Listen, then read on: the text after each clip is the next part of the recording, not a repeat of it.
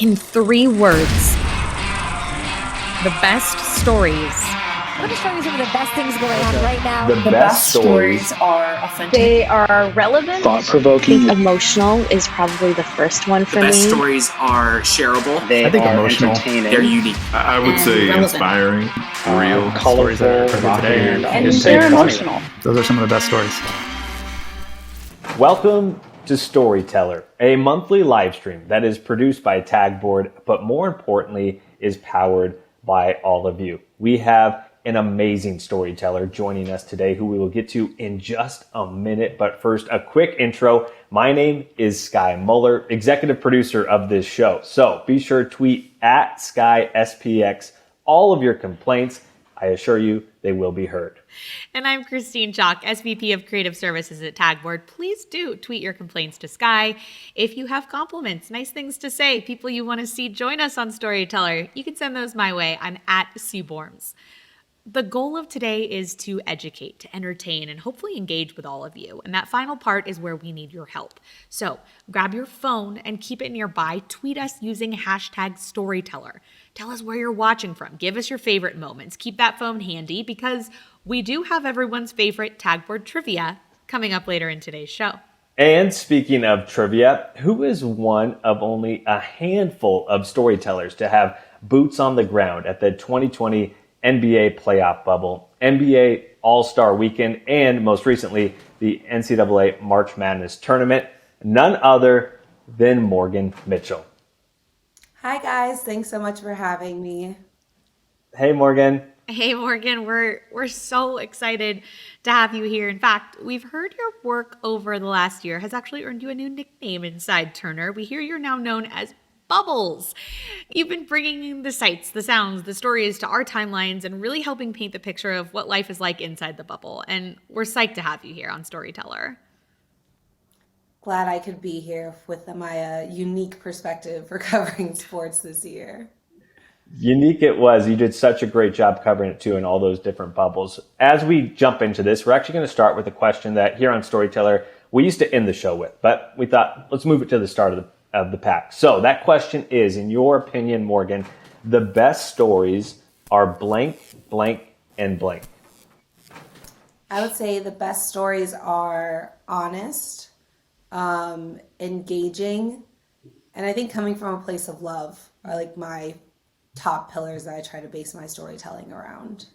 I love I feel the last one. I feel like it's become so important in the last year, and oftentimes the stories I'm personally drawn to are the ones that do come from a place of love. You know, we're all looking for a little more joy, and especially in these last 12 months. Talk to us a little bit about your time at Turner Sports. I'm sure those pillars, honest, engaging, and love, have taken a front and center spot for you over your time at Turner. Working in sports, I'm really fortunate that there's a lot of wonderful stories because they're about real people who are doing things on and off the court. So I like telling the stories that connect people, that bring people together. I think that music and sports are kind of the last two things where it doesn't matter where you're from, your background, ethnicity, whatever, you can find common ground with somebody because you both are engaged in this sporting event or this team or both like this player. So I think it's just a beautiful space for people to find commonalities. And Morgann, on your journey to where you are today in your current role, what were some moments along the way that really helped mold the person we're talking to right now? Growing up, I was an athlete, so working in team settings has always been really good for me. I played basketball, I played volleyball, I ran track. So those were just great ways to help you become more disciplined, understand respecting people's time, understanding kind of what goes into building a great athlete, because not all of us can go pro. And then I would say my internships that I did were really helpful because they were very humbling. I see now that I think social media has changed things where people think that, oh, okay, I'm fresh out of college, so I should be making this amount of money, I should have this position or whatever. I didn't have that journey. I didn't really know what I fully wanted to do, and social media wasn't a career at that time, right? It was just assisting in some marketing type of stuff. So I think my internships really taught me how to work hard, and that you have to really just be great at your role so then you can shine and then be able to contribute larger to a team. Isn't it crazy to think back 10 years ago? Social media was just something that people did on the side. Oh, by the way, while you do your current job, if you could send out a few tweets or do a few posts. Now, entire careers revolve around it, and those careers are hard. Social media careers are demanding. Talk us through a little bit about your current role today and what you're doing at Turner. So I've switched around a little bit within the Turner family, which I appreciate. Like, I like being at a company where you can kind of change roles and still be useful and still be there. You don't have to leave if you want to pursue different things. So now I'm a social producer, working more so with the Bleacher Report side. And we're just creating content. We're giving people informative things, countdowns, things that are just fun and engaging, just ways to kind of help connect people to the sports that they love. That's awesome. And look, we called it off the top. You've been in 3 different bubbles. So let's start with the most recent, the NCAA bubble for March Madness. It was in Indy. It wrapped up just a few weeks ago. You had such a unique perspective going inside where most of us couldn't go. So take us inside the bubble. Give us a little lay of the land. What was the atmosphere like, the overall experience? Paint a picture.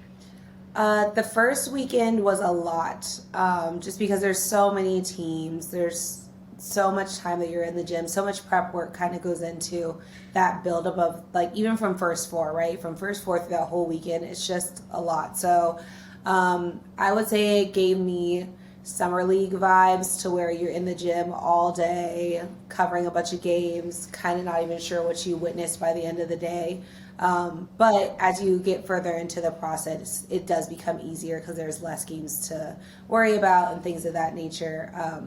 So it was interesting to be in a bubble in a city that was still like moving and shaking, because they did have fans there, obviously not full arenas, but fans were still able to go to games. So it was really nice to have that energy again, just to have people being able to cheer for their teams. The players seemed to really like it, because a lot of them hadn't gotten to experience that this season as well, with COVID and everything. So it was a little bit more isolating, I think, than some of the other bubbles, because you had to be more cautious of where you went and things like that, because the city was still open, and our hotel was still kind of open to the public too. They just kind of reserved different floors for us. So it was different. It was a little bit harder because they only play on the weekend. So like during the week it was, okay, well, how do I fill my days? There's so much emotion that is involved with the NCAA March Madness tournament. Buzzer beaters, Cinderella stories, one seeds going down in, 1 year specifically. What's the key to capturing that emotion and taking it to the timeline? I think just understanding the flow of basketball is really important, and being able to feel the energy in the space where you're occupying, right? Like, you can tell when one basket is extremely significant, even if it doesn't feel that way in the course of the game. Like, it's like, oh, I have this one turnover that I need to capture because it's this one bucket that then started this like 8-point run because it gave this team the confidence they needed. You know what I mean? So I would say, first, you should try to get everything if possible. Like, obviously that's a little much, but focusing on like the last 2 minutes of a quarter or a half or whatever you're covering. Just understanding kind of what teams do well or don't do well. So if you have a team that's a great 3-point shooting team, as soon as you see them make like 2 threes, it's like, all right, they're feeling it. So let me start getting my stuff together so I can create whatever I need to show that this is how they really were able to win this game. Are there any types of social content that perform best, where you captured it on your phone and the second you had it, you just knew this is going to go off on Twitter, Instagram, or Facebook, or TikTok? Yeah, I think the big thing for this, since it's the big dance, where the dancing videos performed really well, I think people just missed seeing the joy of March Madness, because, like, to your point, Sky, it is such an emotional tournament that I think people miss those moments. So anytime that you got like a behind the scenes thing of like parents just like being able to like blow kisses or send love, or like the players actually dancing, or the crowd interacting with the players to the best of their ability, like cheering them on and stuff. Like those were the moments that performed best on social, because the highlights are the highlights, right? Like everyone has access to them, but that doesn't give you a feeling for what the energy was within the arena. They don't call it the big dance for nothing, huh? I gotta ask, how many phones are you running around with when you're in the arena? I do two. So one mainly for like the bulk of my capturing, and then the other one is kind of more communication, but like backup. So you just kind of have to have a plan going in there of like, hey, we want to get stuff. If you're trying to get stuff for IG stories, then of course you're going to shoot in vertical. So then my other phone, like if I think it's a moment that might also translate to a different platform that it performs better horizontally, then I'll just kind of record with both simultaneously. When you're talking about what performs well in specific platforms, give us a little more into that. You mentioned vertical versus horizontal. Is there anything else that you're looking for that's like, oh, this is for sure TikTok, or this is an IG story type thing? Yeah, you want to go with what that platform is kind of giving you, right? So as we've seen with TikTok, it needs to be shorter content. It doesn't need to be super produced. People like the realness. It's like what Vine used to be, right? Like those quick videos, they're gritty, they're funny, they're whatever, but it doesn't need to be like super beautiful. For Instagram stories, it's kind of the same thing. It's just quick stuff. To make people feel like a part of the atmosphere. And then the stuff that lives on your feeds, I say Twitter being chronological really helps, because like if you capture a moment and you get it up within like 5 minutes, that's the conversation. So we're going to do that, right? But with Instagram and Facebook, because it's not necessarily chronological, you want it to be there where people are talking about it, but it's going to pick up steam throughout the course of the time that it's on the platform, versus needing to be like first with Twitter. Yeah, it's definitely leaning into the strengths of the respective 3 or 4 or 5 or 6 or all the platforms nowadays.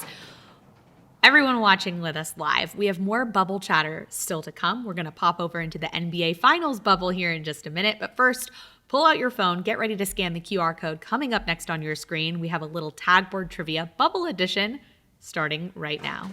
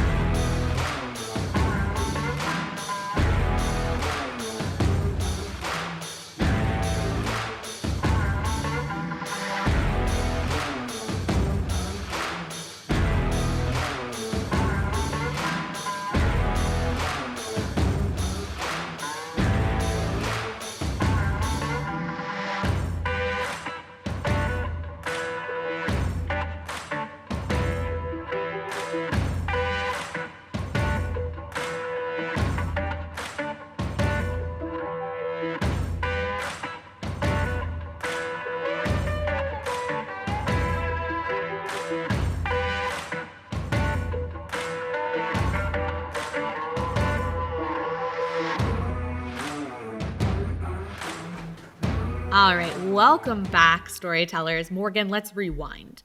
A few months prior, going back to your first bubble experience, it was the NBA playoff bubble in Orlando. Hit us with your favorite story from your time in that bubble. I don't know if I have one specific story that was like amazing. I think just being that close up and that personal to the games was probably like my favorite thing.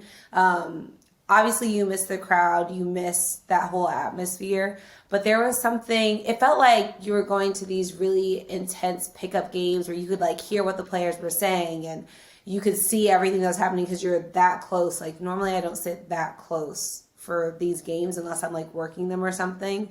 So you kind of got to be I think for the people working the games, we got to be a little bit more fans because of the space that we were in, right? It's like, I don't have to have a different persona walking around the arena, making sure like I'm like presenting or whatever. It's like you see these players literally walking around campus, like going on bike rides or fishing. So I say like the fun stuff that I saw was just people kind of being themselves and not having to have that like barrier of like make sure you don't talk to them then, talk to them now. Like you walk past Anthony Davis, you say hello, right? Like you walk past Jimmy Butler, he has his coffee, you're like, got a cup for me today? Like, you know what I mean? Like you can have those little interactions without it feeling like it was inappropriate or it was like crossing boundaries or anything like that. You brought up fishing, so we'll go right there. We're going to take a quick ride on the Timeline Time Machine, August 3rd, 2020. It's a picture of you catching a fish in the NBA bubble. Lots of stories came out about players catching fish. Tell us your fish story. So we had two options of fishing for the media people. So either you could fish like we had this little like man-made kind of pond thing in the middle of the resort, or you could sign up to go actually get on a boat to go fishing for like a couple hours on like a Sunday morning. So I would say like the boat was definitely my most fun. It's just like I had the aux cord. We were doing like good old school vibes, just hanging out, just catching fish. The weather was beautiful. But I'm pretty sure that for the pond in the middle where we were at our resort, it had to be stocked because everyone was catching fish. Like there wasn't a day where someone was like, oh, I didn't catch anything. Like that never happened. So I think they were trying to help the players out to feel like they were being successful. So I don't know if they were great fishermen or not.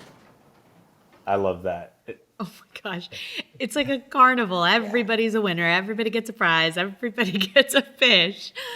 Morgann, from a work standpoint, from a content production standpoint, what did it look like in the bubble? Because you live there, you said you walk by players having their morning coffee with their families.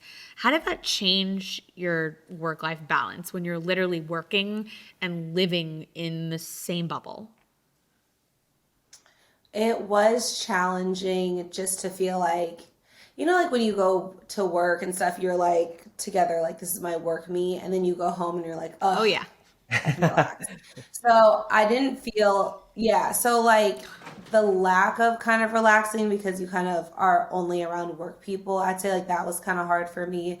But I think what was good is that everybody was respectful of each other's balance, right? So like if a guy wasn't at practice or in like a gym setting, you weren't trying to like capture them, right? Like we weren't trying to be sneaky and like watch somebody on the walk with their families and stuff like that. Like that's not cool because we have to all live here together. So it can't be that way.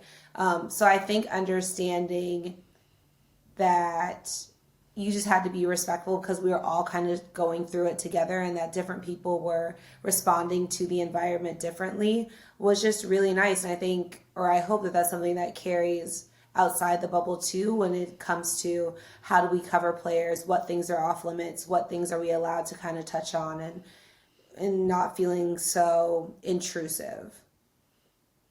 Absolutely, absolutely. In the NCAA bubble, it was the dance videos, that joy, that energy, that hype that you said performed best. So in the NBA bubble, what was the type of content that your audience really, really gravitated towards?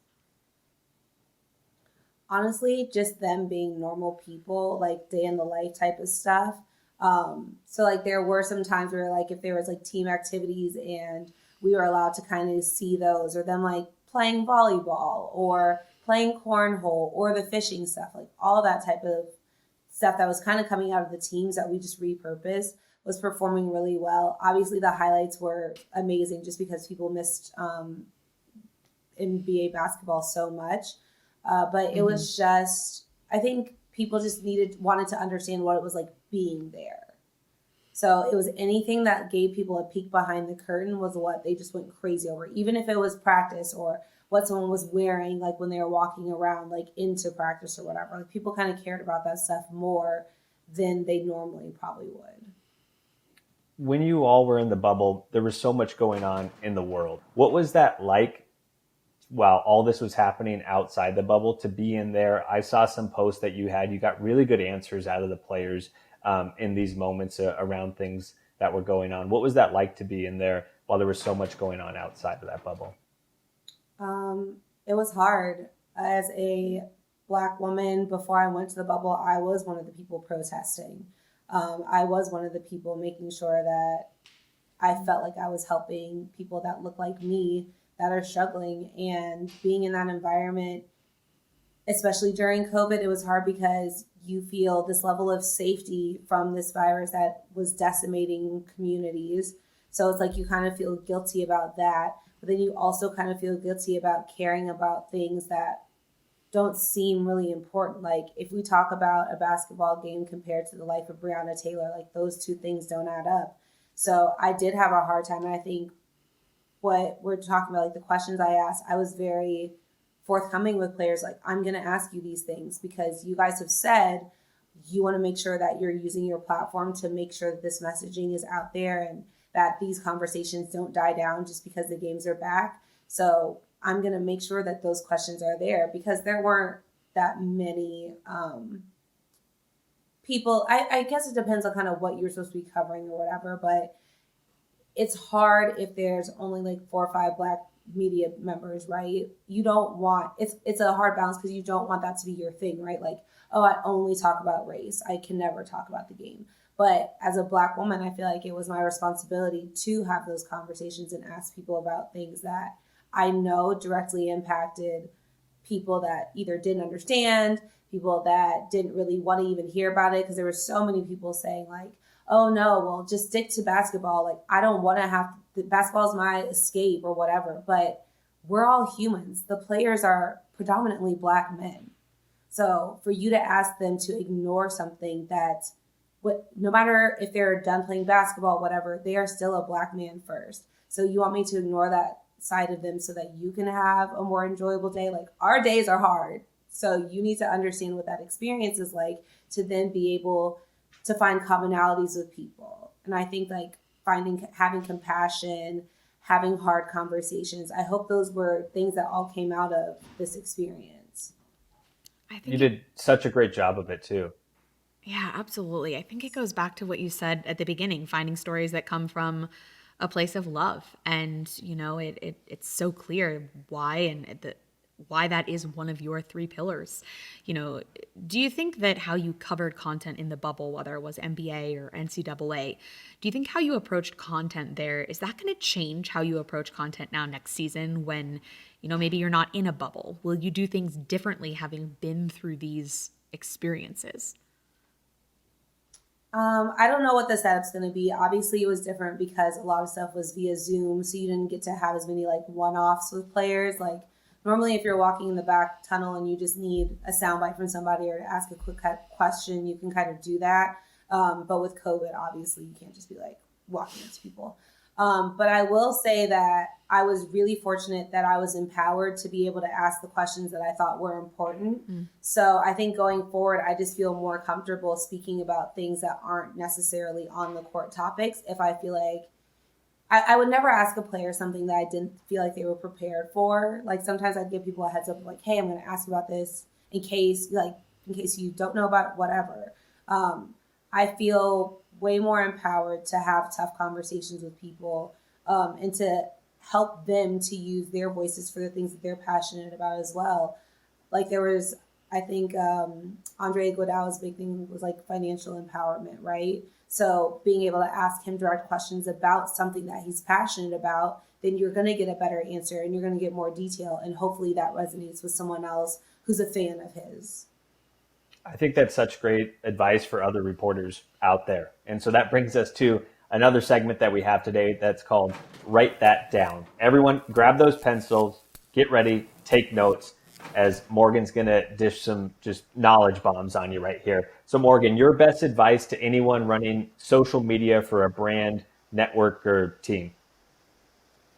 I would say my best advice would be to have we call it a North Star, right? So everything that you're creating, all your content, the brand voice, everything, it all goes back to whatever you guys have decided as a group that your brand is going to represent and is going to be trying to live up to these pillars and these ideals. diversity is so important when it comes to running social media platforms because there's so many different voices that are going to be consuming your content. And I know in sports specifically, we do, as a whole, use a lot of vernacular that's really more towards like pop culture or hip hop or that type of stuff. So when you have somebody who is not ingrained in that or doesn't understand it, it can sometimes feel inauthentic, and people pick up on that. Like if we have a comment or if we caption something in a way that's like very specific to a certain culture, those people are going to respond and be like, what are you guys talking about? That's not how this is used. Like, this sounds crazy. And they're going to let you know that they think you're just trying to like be a culture vulture and pick up on a trend to like get some more likes or views. So I think diversity is super important. I think that having a frame of reference that you are leading up to is really important, and just making sure that everything is in alignment with what your team's goals are. I love the North Star concept. I completely agree. Look, before we let you go, it's time for open court. It's where we give you free reign to speak on any subject you want. What's most important to you? What you're most passionate about? So I'll pass you the ball. You take it. Morgann, the floor is yours. What's most important to me right now is making sure that women and minorities have voices in decision-making positions. What we have seen is that the same formula isn't working, and our world outside of social media needs to be reflected on our social media pages. So give people voices, let people connect with different audiences, let people have real decision-making ability and power, because all it's going to do is to help your brand and to help your audience feel more connected to the content. So that's my big push. Everybody be open, figure out the commonalities that you have in people, and don't be afraid of change, because as we've seen from like the MySpace days to now, everything is changing all the time. So just don't be afraid to go with it.